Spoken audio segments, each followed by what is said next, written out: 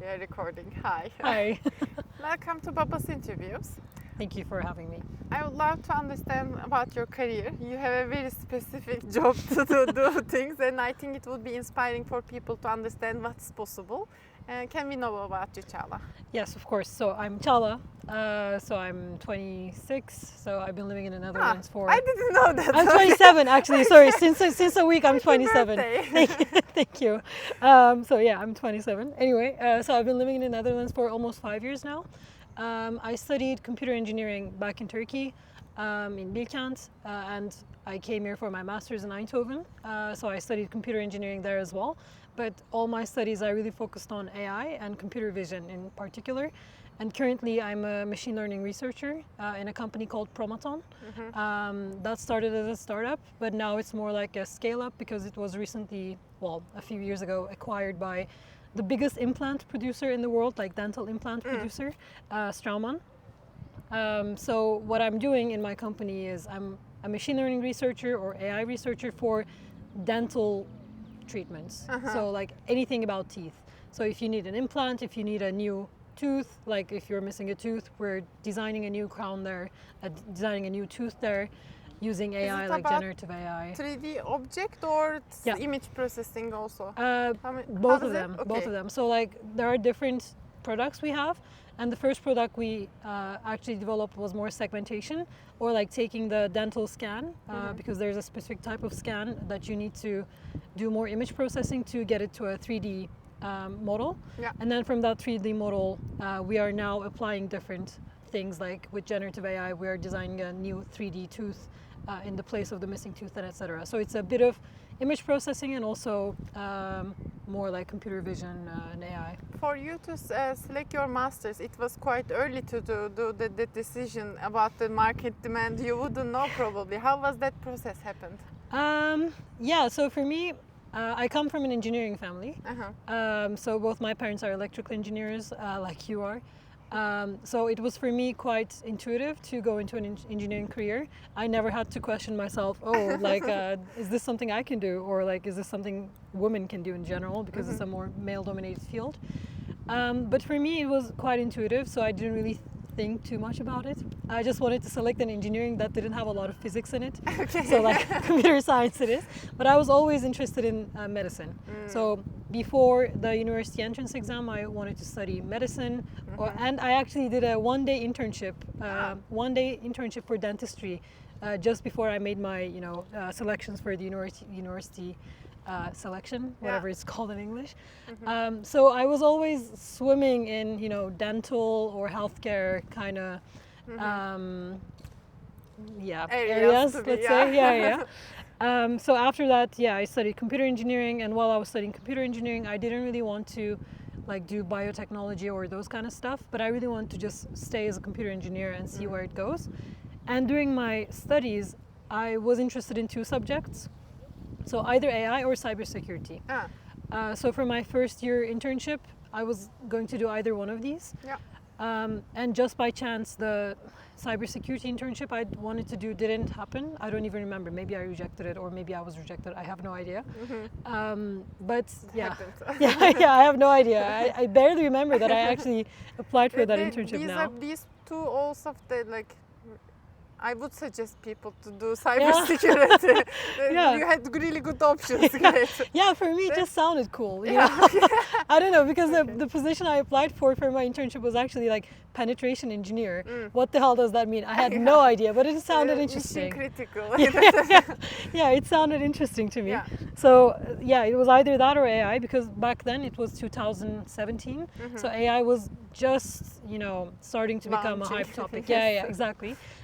There were like maybe one resource that you could self-study, and that was a course from what's his name again? The Stanford teacher on Coursera, so like the very classic one. So there was only that resource, and during the internship that I first did, they really let us alone. So they just let us do whatever we wanted, and I really wanted to learn a bit more about AI.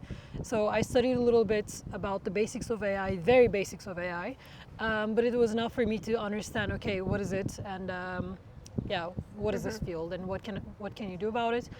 And during that internship, I decided that I didn't want to do data science. So for me, that was the What's first the cross. difference? Like, Data science for me, at least, I think there are different interpretations of it, but for me, data science is more about, just using the libraries and, more data analysis, more statistical analysis, more data visualizations, and trying to make sense of it. So like really, how do you say it? So really extracting more information from the data.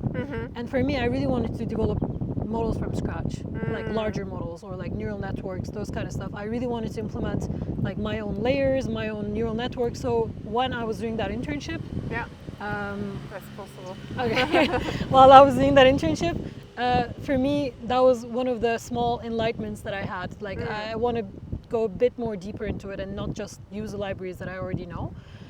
So during that internship, that was it. And then on my third year, I started taking a few more electives and like starting to look into computer vision and image processing a little bit. And I really liked it. So in my university, there was this signal processing course, like that was compulsory for computer engineers. Everyone hated it, like everyone hated it. And for me, it was actually like interesting. So for me, I was, okay, maybe signal processing or like image processing is actually something interesting for me. So I started getting more into computer vision and image processing. Was that the reason? Maybe it's visual? Or? Yeah, exactly. Okay. So exactly that. So I took a few courses that year to introduce myself a little bit into computer vision. And then on that year, when I was going from third grade to fourth grade, I had another internship in Germany on AI, like in a startup for using AI for business documents, automating business processes. So it was very, very basic, I think back then still, 2019. But that was also computer vision. Anything before 2020 is very that's early what now. yeah, exactly. Ooh, old back in days. Exactly. No, but when you compare it to what we're doing now, it was extremely primitive when you look at it from an AI perspective. And then, so during that internship, we were using computer vision to extract information from like documents for hospitals, like more trying to extract tables. Yeah, exactly. Just automating some stuff. So during that internship, I got to learn a bit more about what I'm actually doing now because it's computer vision and it's R&D. Yeah. So during that internship, I didn't do a lot of AI. Like I did more support for people who are actually like implementing the models. So I was more data set creation, etc. But for me, it was really good to see what is the day-to-day life of an like researcher like in a company. So that I really enjoyed. So during that internship, I was like, okay, I want to do computer vision. I want to do R&D, because I think computer vision, I both like image processing, but also being able to see the results that I'm working on, because you don't have the same with other types of data, with tabular data or textual data, in my opinion. Whereas with computer vision, you can really see what your model is doing or like what you're generating. So that for me was very satisfactory to when you say work on that data. Thank you. But I want to understand, when you say generating the, let's say, teeth, it can be anything, but it needs to be like, how many versions of a teeth can be in a person's mouth? Like many versions. Okay. So how do you decide on this? Like what would be a good fit? So there are many rules. So in the past, there were already algorithms based on this without AI, but more with statistical shape modeling. So there are many rules, like clinical rules that you can apply already. But to give you an idea of what kind of rules there are, so it needs to fit nicely with the surrounding teeth. So for instance, like you have teeth like this, and if you're trying to generate this teeth, you need to make sure the opposing tooth is fitting well with the tooth you're generating, because the angle needs to be well so that you can close your mouth properly. And then for the walls of the teeth, like there shouldn't be any gaps, otherwise food will be stuck there. So those are some simple. Aesthetically not pleasant. Aesthetically, exactly. If you're generating an incisor, so like in one of the front teeth, then you really need to pay attention to the aesthetics, and actually that's one of the most difficult parts. So you are looking at people's smiles to decide also this part. It's very difficult. Well, not difficult, but it's like funny, because since I started working here like 2.5 years almost, I'm only looking at people's teeth when I'm talking to them. Also my teeth. Before, okay. But also my teeth. It's terrible. Now I can tell, like if someone has a caries, like I know what number it is. Like I can tell, I can help them a little bit.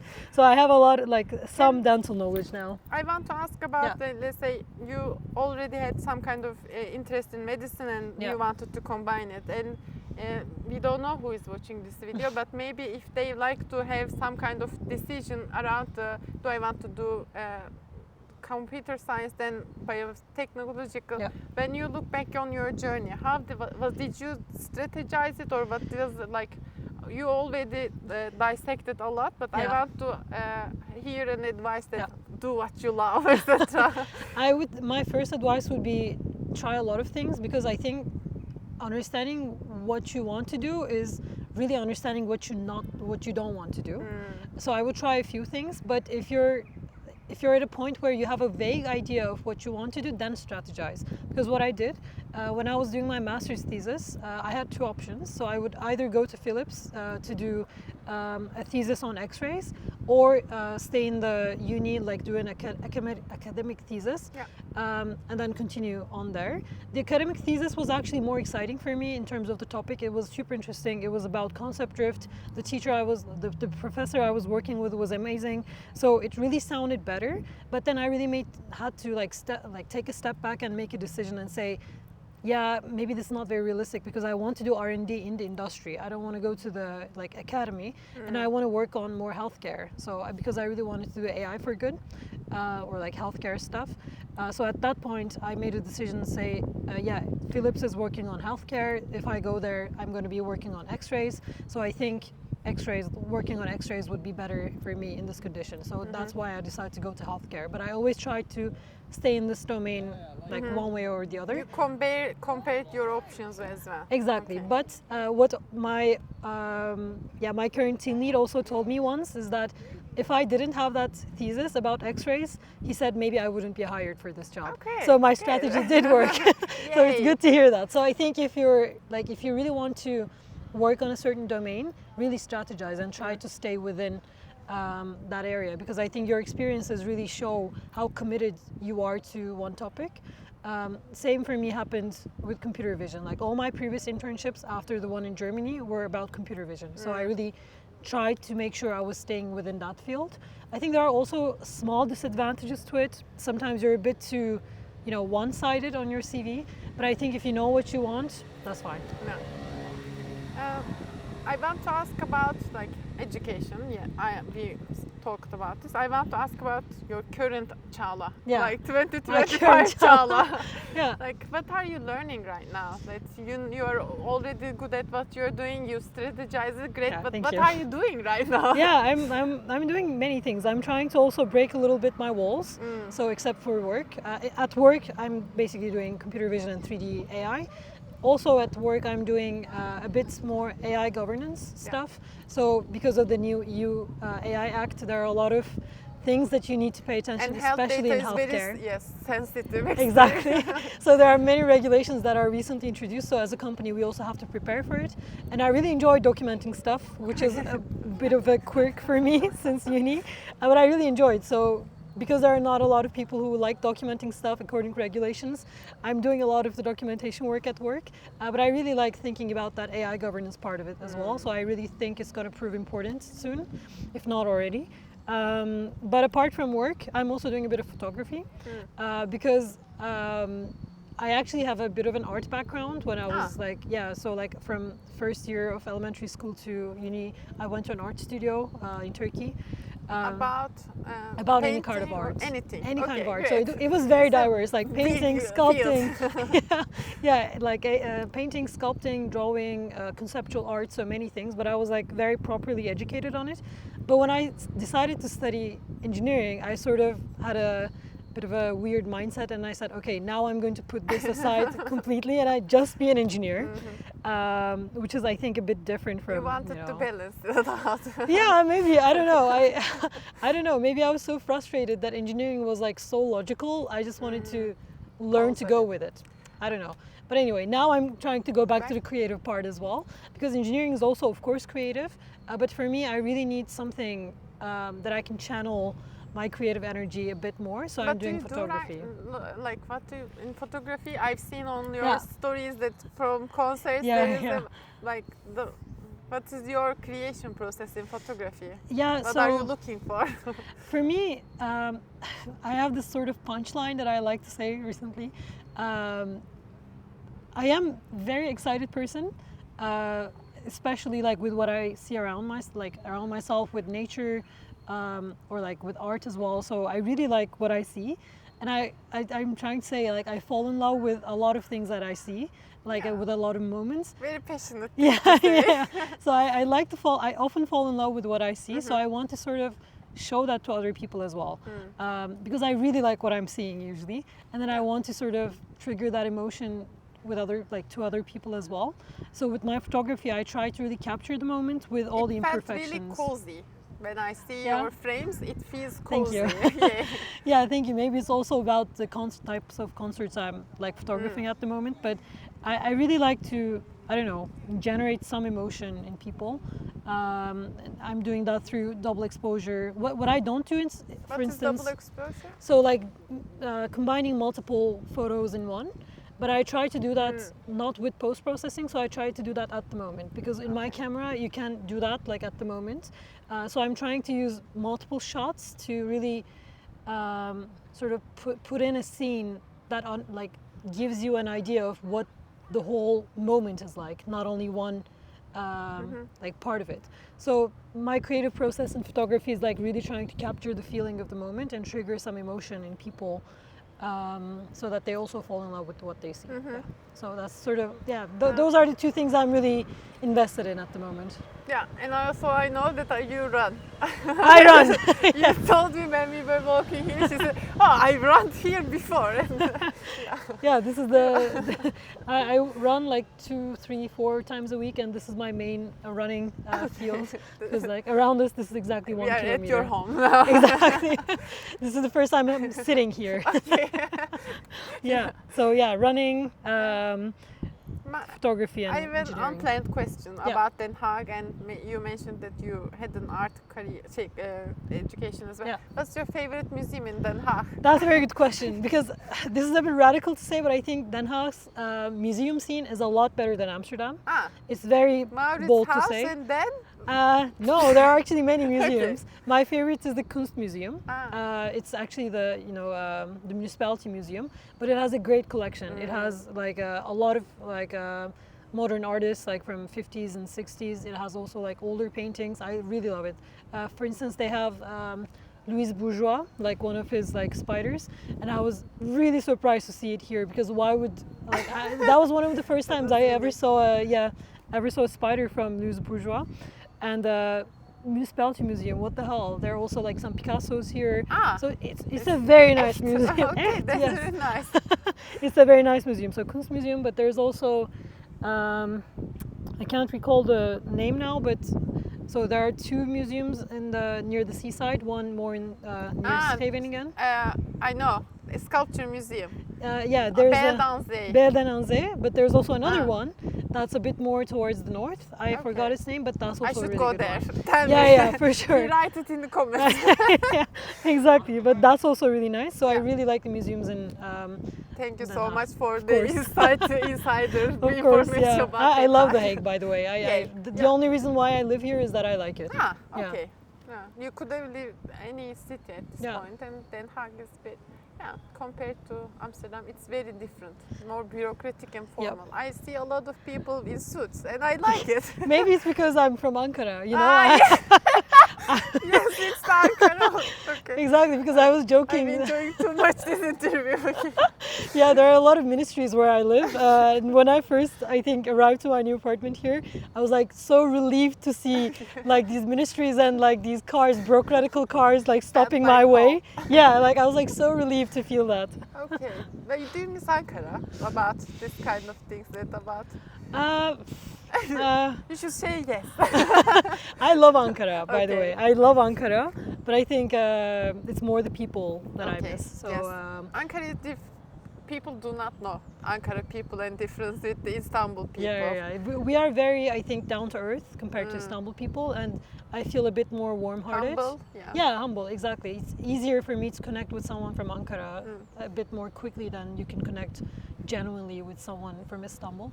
But it's I can nice say city. anything. I'm from Bursa. Yeah, exactly. You're absolutely right. I want to ask about your current Çağla we talked about, and then maybe what are you building for your future self?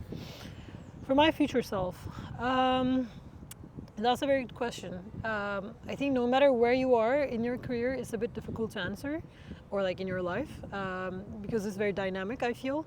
But for me, I'm trying to basically continue in the paths that I'm currently in, but I'm trying to get a little bit more into leadership and a little bit more to management.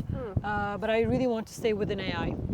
What I want to do is to be able to build teams that are doing AI, so like more R&D teams or like supporting people and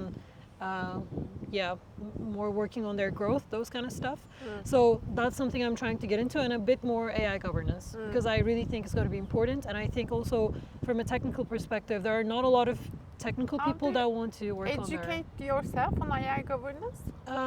Like it's very new, and ethics also really part of it. And if someone does not have kind of social sciences background, it's not easy to jump into the terminology. Yeah, exactly. So the thing is, I did have a few courses in uni for ethics and responsible technology. So I'm not that unfamiliar into that field.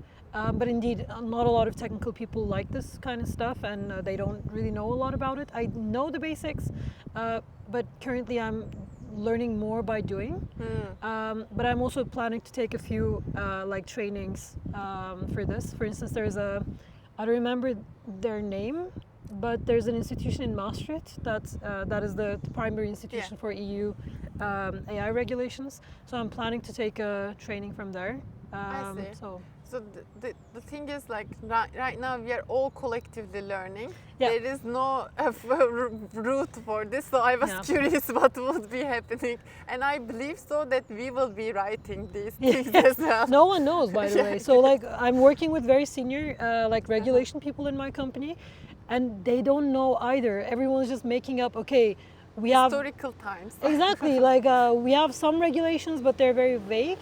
And we have some regulations for other stuff. They're trying to like combine what we know from AI Act and what we have from different kind of regulations in software, and then trying to combine their knowledge in these two to come up with more like a framework. But no one exactly knows. I really like it. But, okay, I want to have my last question. Yeah, of I have a course. small surprise for you. Okay. This is bubbles interviews. I have bubbles. Okay. So we make some bubbles, and I will ask my last question. Okay. Can I use any of them? Of course. Okay. They are with unicorns, flowers, Oh. many of them. Dinosaurs. Dinosaur, perfect. Oh, nice. So, it goes to the camera like it. Sometimes. So, do you remember when people ask you when you were a child, what do you want to be when you grow up? What was your answer? Do you remember? I do, of course. What was it? Please. I had different answers at every stage of my life. Yes. I don't know why I'm so bad at this. This is not about. Okay. Sorry. Okay. I have a big one here today. Yes. No, there you go. A bubble. Not terrible. Not terrible. I'm doing baby steps. Okay, nice. I have to do this all the time, so I get this with me. Not have to. I enjoy it. Not have to. When I was a kid, I think the first answer I ever had to this was actually engineer. But it's because that's what I heard the most from around me. But then after that, of course, I had a lot of different answers, like, I don't know, singer, those kind of like more fictional stuff.